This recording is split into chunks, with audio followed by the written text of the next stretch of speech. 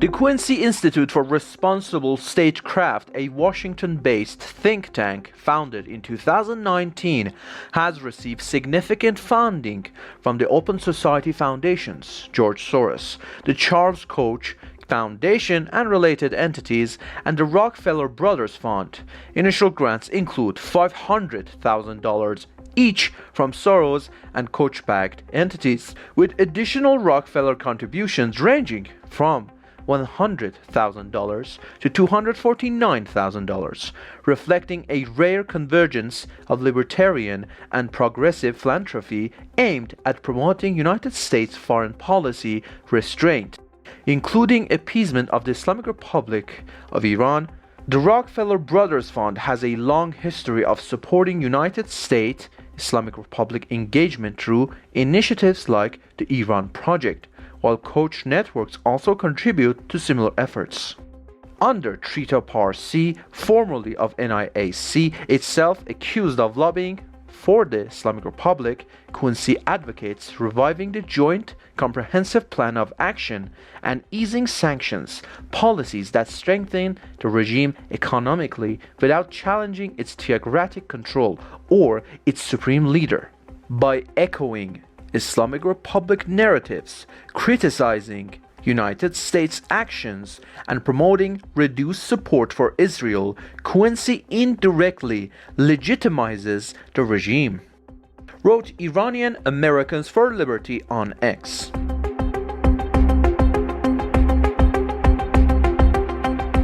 Seven female political prisoners in Karchak prison, Varamin, have issued a letter to Ghulam Hossein Mohseniejeh, head of the Islamic Republic's judiciary, protesting more than 2 months of uncertainty and what they describe as inhuman conditions of detention.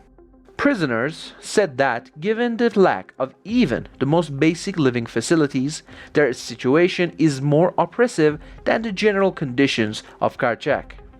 The letter was signed by Mahbub Rezai, Mahnaz Tarrah, Zohre Sarv, Parivash Moslemi, Farzaneh Mohammadi Parsa, Marjan Diba, Gelare Abbasi.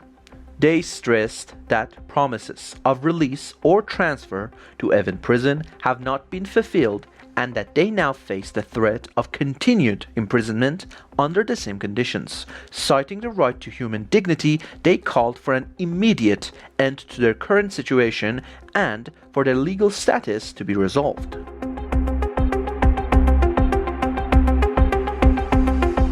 Zahra Kohnekar, known as Sepand Azar, a monarchist political prisoner held in Vakilabad prison in Mashhad, has announced that she has been denied family visits for more than 4 months.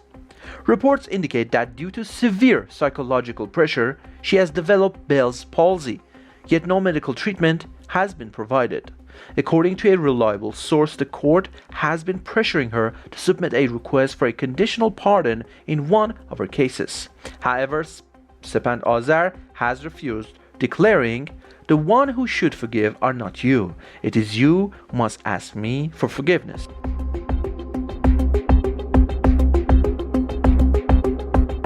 Hamid and Farzaneh Qare Hasanlu, a physician couple arrested during the memorial for Hadis Najafi in Karaj amid Iran's nationwide uprising, continue to endure harsh prison conditions. Mr. Hamid, who was initially handed a death sentence, later saw it commuted to 15 years in prison with exile. He is currently held in Yazd prison and suffers from serious health problems caused by severe torture during detention. Ms. Farzaneh, who also first received a death sentence, was eventually sentenced to 5 years in prison and exile. She is being held in Vakilabad prison in Mashhad. Despite being diagnosed with breast cancer and undergoing surgery, she has been denied proper treatment and medical care.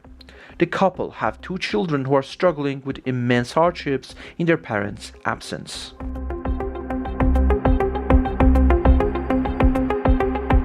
Amir Hossein Mousavi, a Tehran resident, remains in legal limbo 8 months after his arrest, with his case stalled at the security prosecutor's office. His lawyer, Reza Shafakha, has stated that neither bail for his client's release is being accepted, nor is he allowed access to the case as Mr. Mousavi's chosen attorney, nor has the file been sent to the Revolutionary Court. He added, apparently they're upset because we revealed that Mr. Amin Hussein is the same James B. Dean. Their plan was ruined. So far, no clear information has been released regarding the reasons for his detention or the charges against him. Mousavi, around 41 years old, was active on X with an account named James B. Dean prior to his arrest.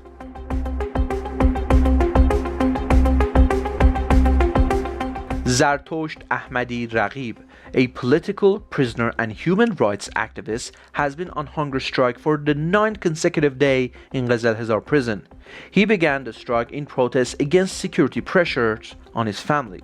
According to a source close to him, the complete indifference of prison officials and the judiciary poses a serious threat to Mr. Ahmadi Raghib's health.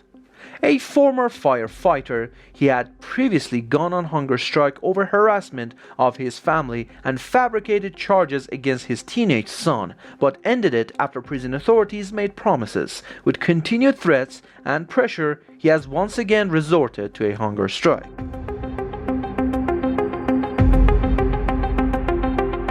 Monarchist activist Afsaneh Tawana was severely beaten and arrested by Islamic Republic security forces while writing slogans in the Tehran metro.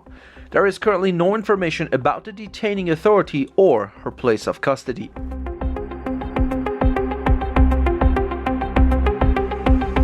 Mass protest march in Sanandaj in support of dismissed teachers, August 29th. Hundreds of people in Sanandaj gathered in Abidar area following a call by the People's Committee in support of dismissed teachers of Kurdistan. They held a mountainous protest march to voice their opposition to the Ministry of Education's dismissal of teachers.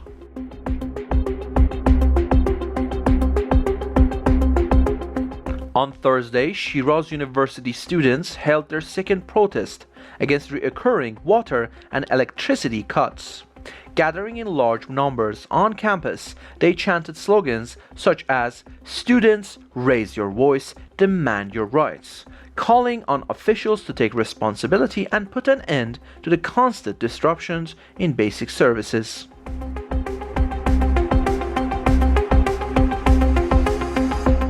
Residents of Garmsar and Aradan gathered outside the Semnan governor's office demanding their water rights from the Heblerud River.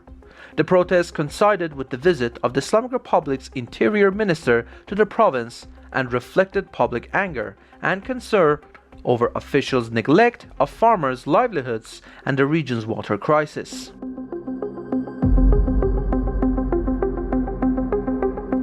A number of social security retirees in Shush held a protest against poverty, poor living conditions, and the authorities' disregard for their demands.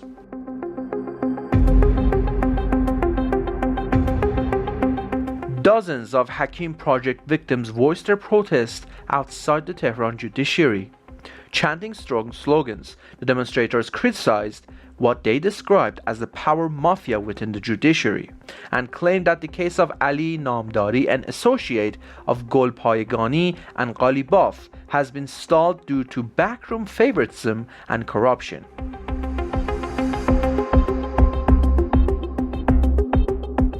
A group of contract workers from the Qadsaran Oil and Gas Company gathered in protest outside the company over officials' neglect.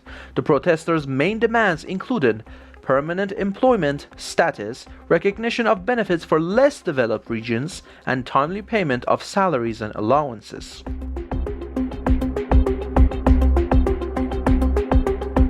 Employees covered under Article 124 of the Civil Service Management Law, known as the Yellow Helmets, held a protest outside the Administrative and Employment Organization. These shift workers who operate around the clock at high voltage power stations said their special allowance has been cut and their difficult working conditions are being ignored.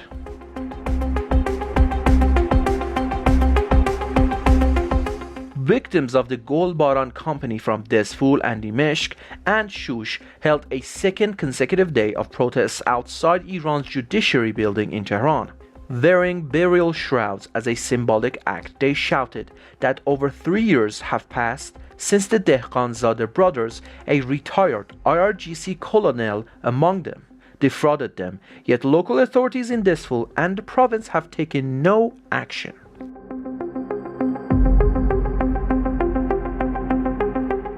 Dozens of residents from Mirjaveh and Zahedan gathered outside the Sistan and Baluchistan governor's office to protest the continued closure of the Rutak border crossing, demanding its immediate reopening.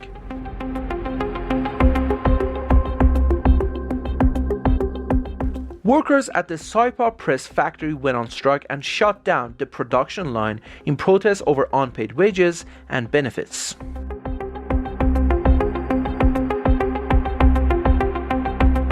Employees of Refah store in Hamadan staged a protest in front of the store over 3 months of unpaid wages and insurance contributions.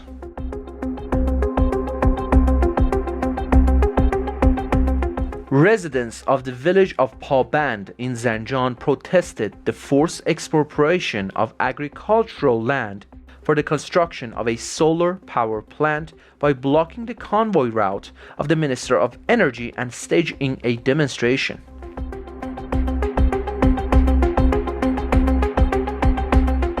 Shahin Shahr residents in Isfahan gathered at the electricity company to protest what they called inflated and unrealistic power bills. They said their actual consumption is minimal, yet the charges issued are several times higher, placing heavy pressure on their livelihoods.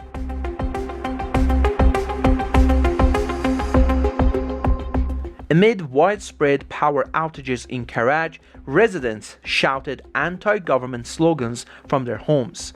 Voices of protest echoed through neighborhoods with a clear message: stop the blackouts or the people's response will be stronger.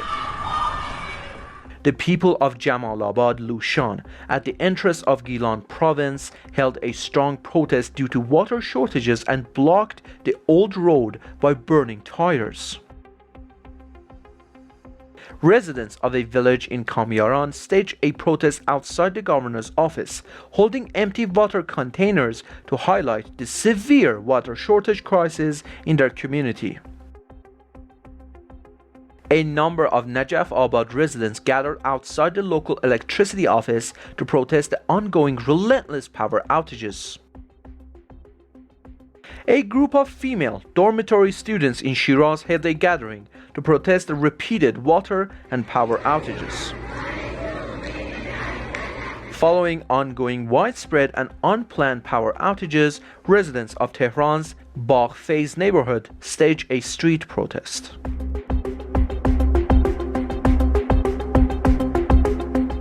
A number of Karaj residents chanted anti-government slogans in protest of repeated power outages.